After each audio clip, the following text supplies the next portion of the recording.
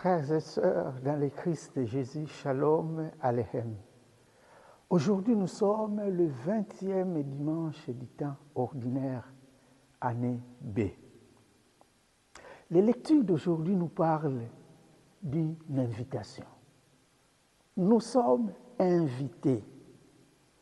Jésus dans l'Évangile nous invite à boire son sang et à manger sa chair. Dans la première lecture tirée du livre des Proverbes, nous sommes invités au festin. Et Saint Paul, qui écrit sa lettre aux Éphésiens, lui aussi nous invite à ne pas être des fous, mais être des sages. Chers frères et sœurs, comme je disais, c'est le dimanche de l'invitation. Dimanche de l'invitation, on peut dire. L'évangile de Jésus lance une invitation pressante à ses disciples. Qui ne mange pas ma chair, qui ne boit pas mon sang, n'a pas la vie éternelle. Mais je vous dis, mangez la chair du Fils de l'homme, buvez le sang du Fils de l'homme. Voilà l'invitation que Jésus nous donne.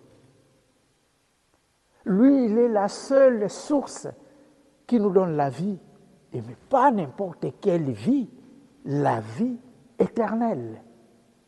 Dans la première lecture qui est tirée du livre des Proverbes, vous savez, ce livre est écrit tout juste après l'exil.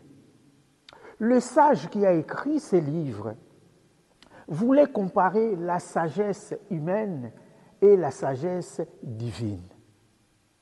Et il utilise un langage poétique. La sagesse a bâti sa maison. Elle a dressé sa table. Elle invite ses enfants.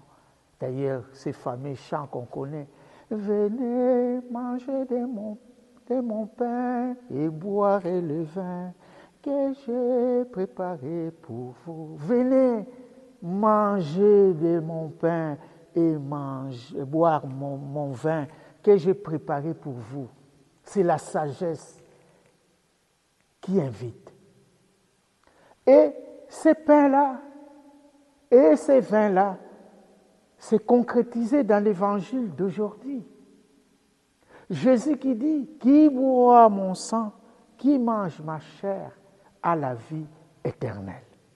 Et maintenant encore, Jésus en question se cache dans ces petits bouts de pain et dans ces vins pour nous donner la vie éternelle.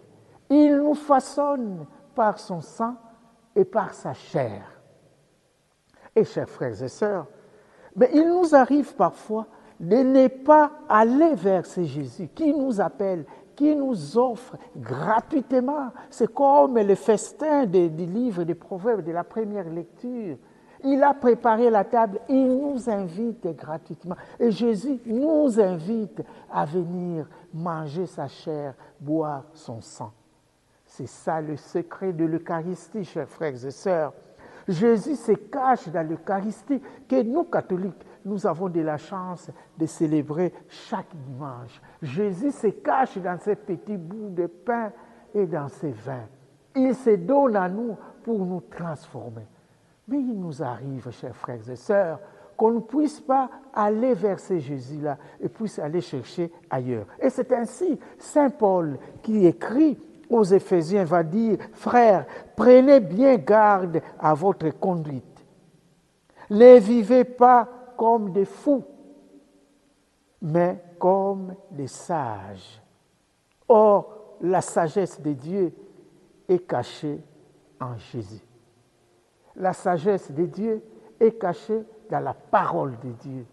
Mais la sagesse de Dieu est cachée aussi dans ces bouts de pain et de vin que nous recevons, que nous buvons, que nous mangeons. Chers frères et sœurs, n'allons pas chercher ailleurs. Jésus a tout. Il se donne à nous. Il nous donne sa sagesse. Il nous prépare sa table pour que nous soyons des invités et que nous puissions être transformés par lui. Seigneur Jésus, aide-nous à comprendre le mystère de ces pains et de ces vins que nous buvons et que nous mangeons chaque jour. Nous le comprenons que c'est Jésus qui est caché dedans. Alors, chers frères et sœurs, n'allons pas ailleurs, allons vers lui. Il nous attend.